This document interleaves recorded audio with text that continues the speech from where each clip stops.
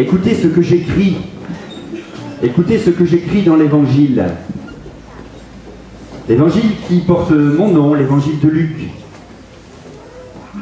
J'ai été témoin oculaire de cette journée-là. Alors que Jésus approchait de la descente du mont des Oliviers, toute la foule des disciples, remplis de joie, se mit à louer Dieu à pleine voix pour tous les miracles qu'ils avaient vus. Ils disaient « Béni soit celui qui vient, le roi, au nom du Seigneur, paix dans le ciel et gloire au plus haut des cieux. » Alors vous l'avez déjà vécu un petit peu tout de suite là, c'est une journée de joie. C'est une journée de joie et au travers de tout ce qu'on va vous partager, il y a plusieurs sentiments qui sont exprimés dans l'Évangile. Et j'aimerais vous faire apparaître ce premier mot, joie. Joie. Autour des murailles de Jérusalem, une foule immense a accueilli Jésus. Et le texte, et j'ai voulu l'écrire comme cela, le texte dit bien qu'ils étaient transportés de joie. La joie, c'est vraiment ce que j'ai voulu transcrire dans le récit de cette journée. Il y avait de la joie. Il y avait de la joie sur la route de Jérusalem. Et il faut que nos cultes, je me ferai aussi pasteur de l'Assemblée ce matin, il faut aussi que nos cultes respirent la joie. Que la louange vienne d'un cœur joyeux. La joie du salut, la joie du pardon, la joie de la réconciliation, la joie de la présence de Dieu. Il y a d'abondantes joies devant la face. Amen. Regardez ce que ça a donné un petit peu.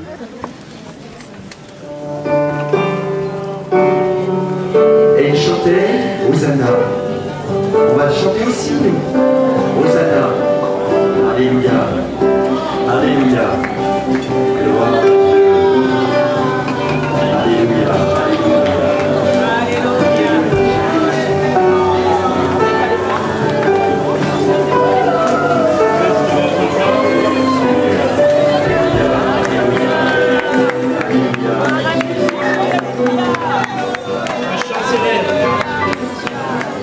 Chant célèbre,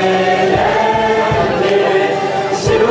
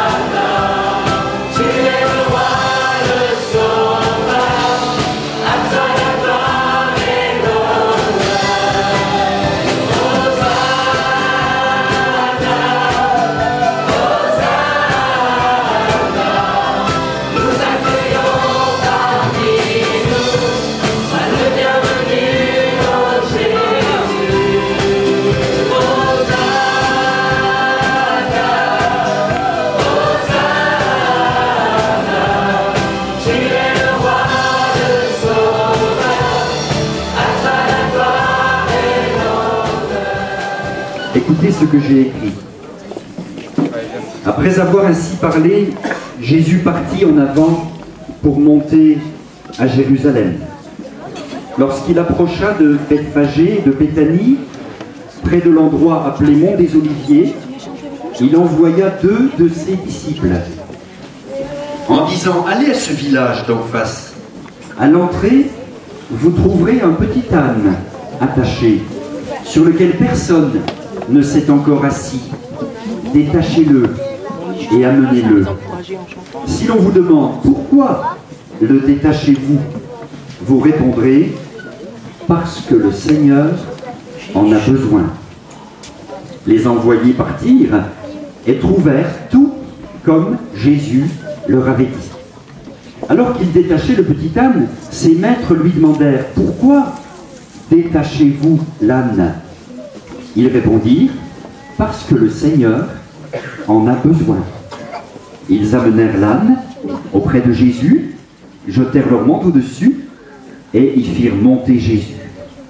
À mesure que Jésus avançait, les gens étendaient leurs manteaux sur le chemin.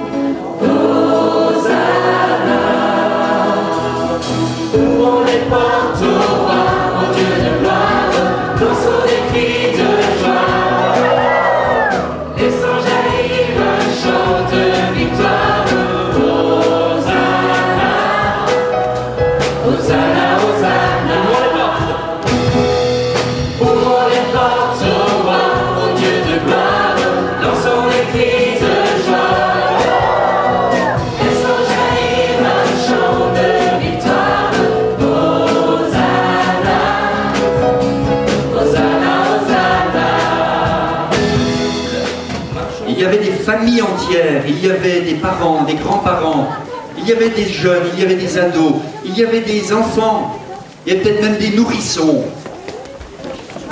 Tous suivaient ce joyeux cortège et chantaient Hosanna. Alors j'aimerais vous expliquer la deuxième chose que j'ai voulu souligner en écrivant cet évangile. Il y a 2 mots. 2 mots qui caractérisent bien ce que l'on vient de voir avec le petit âne. C'est le mot humilité et le mot douceur. Il est doux et humble. Voilà ce que dit la parole de Dieu concernant Jésus. Il est doux et il est humble. La douceur de Jésus, l'humilité de Jésus. Vous savez, il aurait pu venir sur un cheval blanc, éclatant de gloire, avec un char en or, des soldats tout autour de lui, empêchant quiconque de l'approcher. Pas du tout, pas du tout. Voici ton roi vient à toi, humblement. Monté sur un âne, le petit d'une ânesse, c'était une prophétie écrite depuis longtemps, qui s'est accomplie ce jour-là devant nos yeux. Humble et doux. N'ayez pas peur de vous approcher de Jésus ce matin. N'ayez pas peur, il est doux et humble. Il ne vous terrassera pas dans sa colère, il ne vous rejettera pas dans son mépris, il ne connaît pas ces choses. Il est doux et humble de cœur. Et ce matin, quelqu'un a besoin de Jésus dans son cœur. Doux et humble. C'est vrai que on n'est pas habitué à ces deux qualités, douceur et humilité.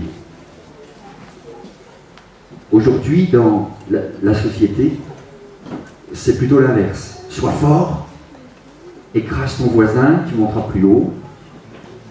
Le message de Jésus, la bonne nouvelle, c'est de découvrir humblement l'amour de Dieu. Dieu a tant aimé le monde qu'il a donné son Fils unique. Monté sur un ânon, le petit d'une ânesse, humblement, doucement, il s'approche de son peuple. Et ce matin, il est là, présent, au milieu de nous. Il nous appelle tous, toutes et tous, à le suivre.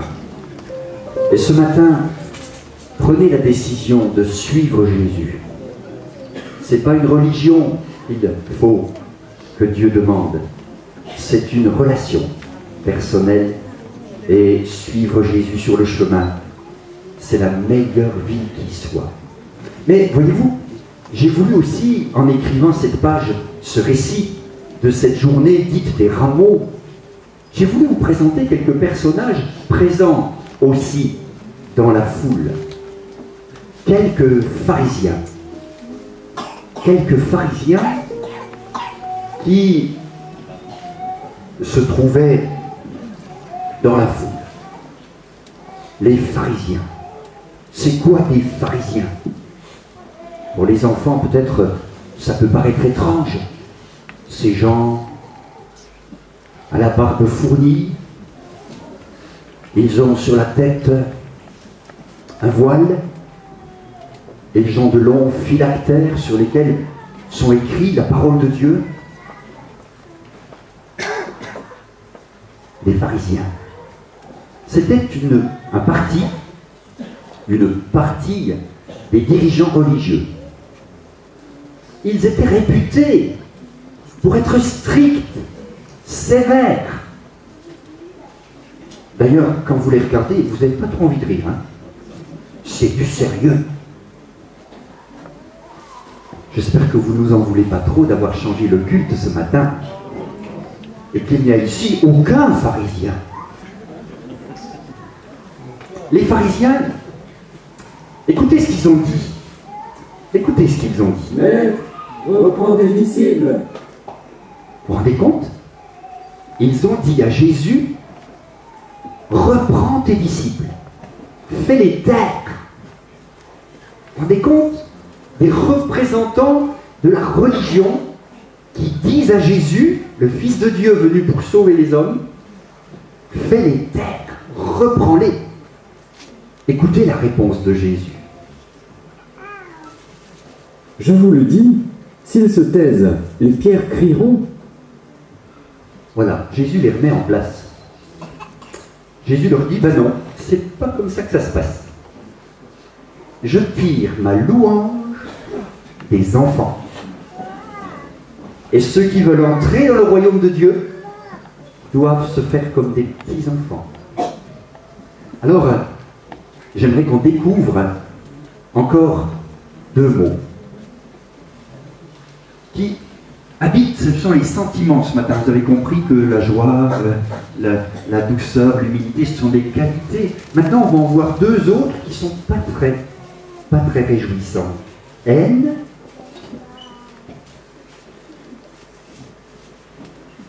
et religiosité. Haine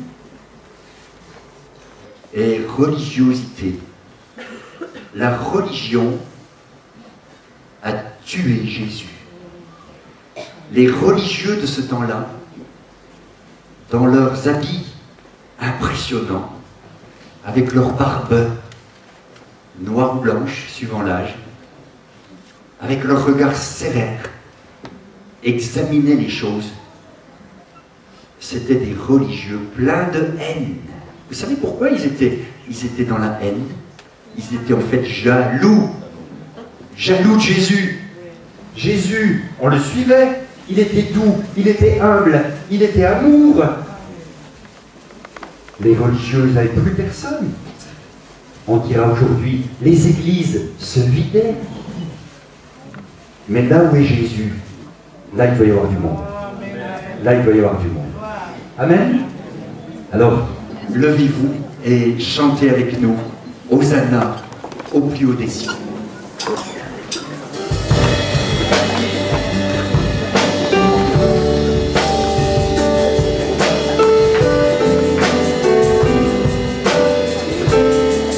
Notre plus belle voix.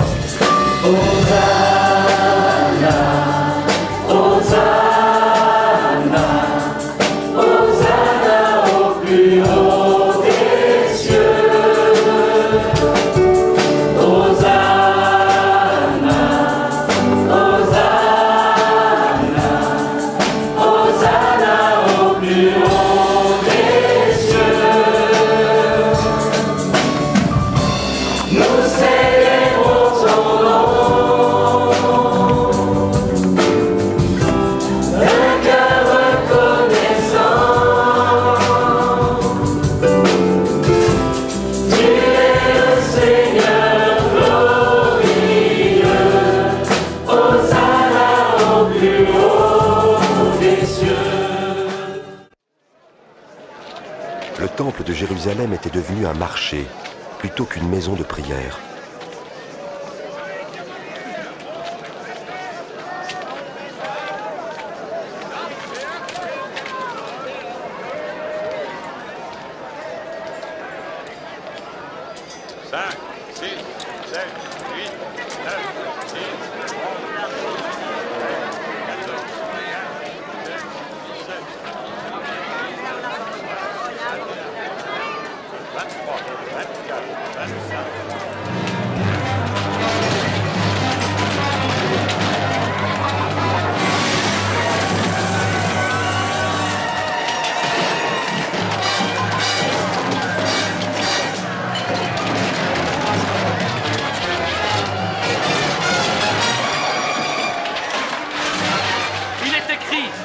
Ma maison sera une maison de prière, mais vous en avez fait un repère de brigands.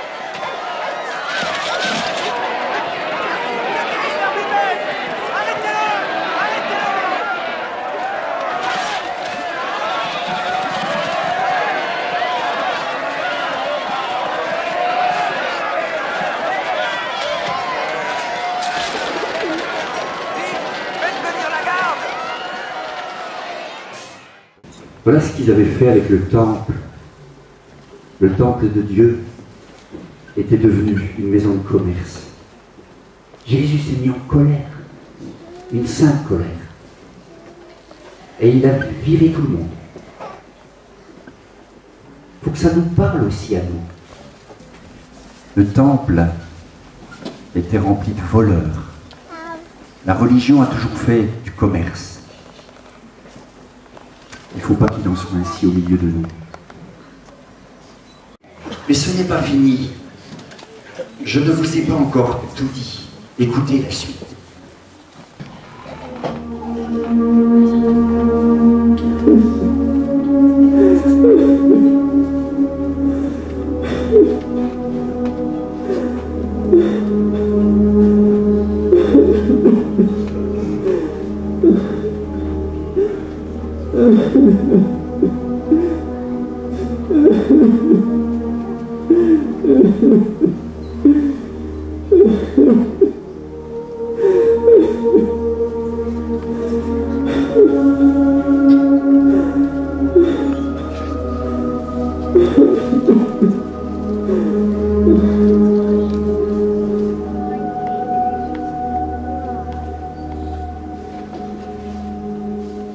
Écoutez ce qu'il a dit. Je l'ai transcrit comme il l'a dit. Si seulement tu avais toi aussi reconnu, aujourd'hui, ce qui peut te donner la paix.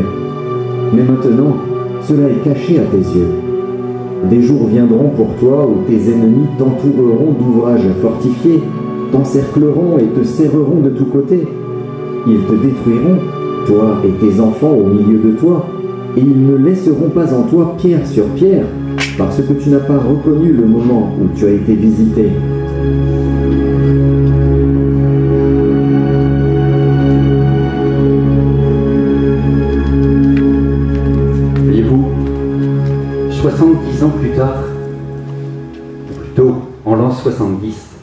exact de dire comme ça. Les armées romaines sont venues et tout ce que vous voyez là a été rasé, détruit, selon la parole que Jésus avait prononcée. J'aimerais faire apparaître un autre nom sur la muraille, parce que c'est aussi un sentiment qui apparaît dans cette journée. C'est le mot tristesse. Tristesse. Jésus pleura. Il pleure sur Jérusalem parce qu'il réalise, il comprend que Jérusalem ne saisit pas l'occasion qui lui est donnée de se repentir, de faire la paix avec Dieu. Vous vous rendez compte? Louper l'occasion. Voilà ce qui attriste le cœur de Dieu. Quand nous loupons l'occasion. Et je suis sûr que ce matin, c'est une occasion. C'est une occasion pour plusieurs de saisir la grâce de Dieu, de saisir la bonne nouvelle, de saisir que Jésus passe au milieu de nous par son esprit et qu'il s'adresse à chacun de nous. Tristesse. Que c'est triste. Que c'est triste quand les hommes que Dieu aime tournent le dos à Dieu, n'en font qu'à leur tête. La Bible dit que ce n'est pas les armées romaines qui vont venir, le monde entier va être jugé. Et mes amis, l'heure est grave. L'heure est grave parce que nous sommes dans les temps de la fin. Ça fait quand même plus de 20 siècles que ces choses ont été écrites. Et nous avons non pas à attrister le cœur de Dieu, mais à le réjouir. Vous êtes d'accord avec ça? Réjouissez le cœur de Dieu par votre attitude. Et comme on l'a entendu tout à l'heure, par la repentance. Eh bien, vous entrez dans le chemin de Jésus. Tous ceux qui suivent le Seigneur sur le chemin étroit, eh bien, ils vont connaître la douce communion avec le Seigneur. N'attristons pas le Saint-Esprit. N'attristons pas le cœur de Jésus. On va continuer parce que ce jour-là, il s'est passé beaucoup de choses et il faut que je vous dise tout. Il y a à Jérusalem ce qu'on appelle un Sanhédrin. Alors le Sanhédrin va vous montrer un peu, voilà, on les retrouve, hein, c'est un peu les mêmes, hein, on les retrouve, et je lis ceci dans ce que j'ai écrit: les grands prêtres et les scribes, ainsi que les notables, cherchaient à le faire mourir. Mais ils ne trouvaient pas ce qu'ils pourraient faire. En effet, le peuple tout entier, suspendu à ses lèvres, l'écoutait. Voilà encore quelque chose que je voudrais partager. Et il y a encore deux mots qu'on va regarder ensemble. C'est le mot dureté et le mot méchanceté. Le Sanhédrin, composé d'une à peu près 70 personnes, 71 je crois, sont là, et j'aimerais vous le dire, nous sommes à 8 jours de la Pâque. Et c'est vrai que là, alors que l'agneau de Dieu, qui ôte le péché du monde, est venu vers eux, les bras chargés d'amour, les bras chargés de cadeaux, il rencontre en face de lui un Sanhédrin, un tribunal. Voilà ce que c'était le Sanhédrin, qui légiférait sur toutes les questions spirituelles, et ce Sanhédrin cherchait à le faire mourir. J'aimerais vous parler 5 minutes de la croix. De la croix. Parce que là, dans cette journée des rameaux, qu'est-ce qui se profile quelques jours plus tard? Qu'est-ce qui va se passer sur le mont Golgotha bientôt? Entre deux brigands, ils vont le crucifier. Ils vont le clouer et ils vont dire aux Romains, ils vont dire à Pilate, nous ne voulons pas qu'il règne sur nous. Crucifie-le, ôte, crucifie. J'aimerais vous expliquer le sens de la croix. La croix n'est pas une erreur judiciaire d'un tribunal qu'on appelle Sanhédrin.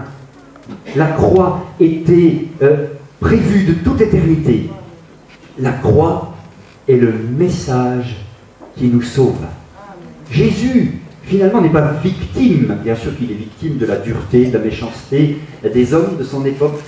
Mais surtout, Jésus, à la croix, prend sur lui le péché de chacun. Et je voudrais vous dire que ce matin, si vous venez au pied de la croix, si vous venez et si vous comprenez le sens spirituel de la croix, si, convaincu de péché, vous vous présentez devant Dieu et au pied de la croix, vous dites, Seigneur, je te demande pardon, j'ai péché. Eh bien, le sang de Jésus va vous purifier de tous vos péchés. Il y a là, je crois, le cœur de la journée. Il y a là, et Jésus ne s'est pas dérobé, il fallait qu'il monte à Jérusalem. Il y a là, au-delà de la joie des disciples, au-delà de tout ce qui s'est passé, que nous avons vu tout à l'heure, il y a là-bas, l'ombre de la croix. On va avancer encore, et je voudrais que on voit un septième et dernier point, un septième et dernier tableau. C'est le ciel. C'est le retour de Jésus. J'aimerais vous dévoiler deux derniers mots.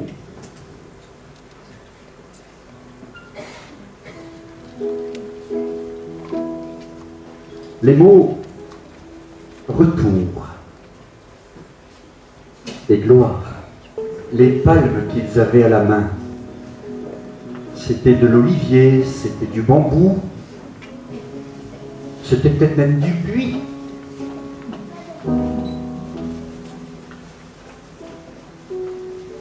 Les deux mains, des palmes à la main et couronnées de gloire.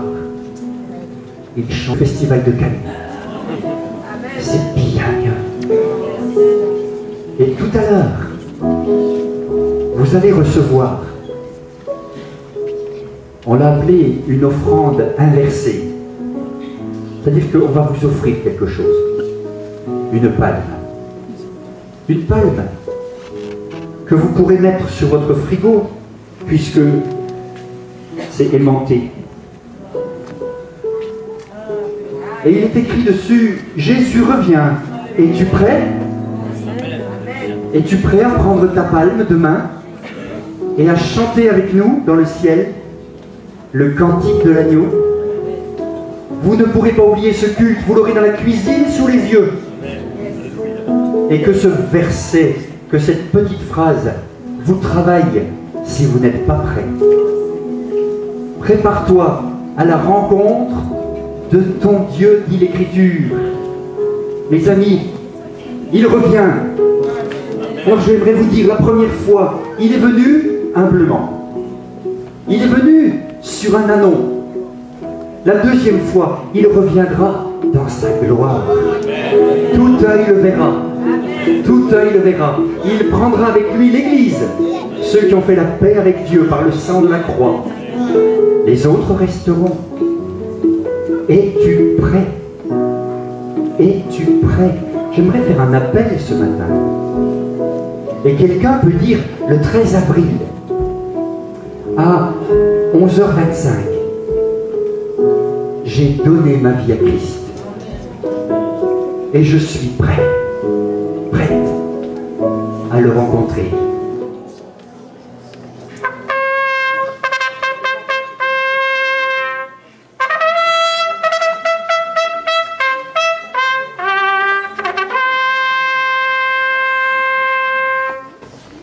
trompette sonnera, les morts en Christ ressusciteront, et nous les vivants, restés pour l'avènement du Seigneur, nous serons changés en plein clin d'œil, et nous partirons avec eux à la rencontre du Seigneur dans les airs. La trompette sonnera et nous partirons.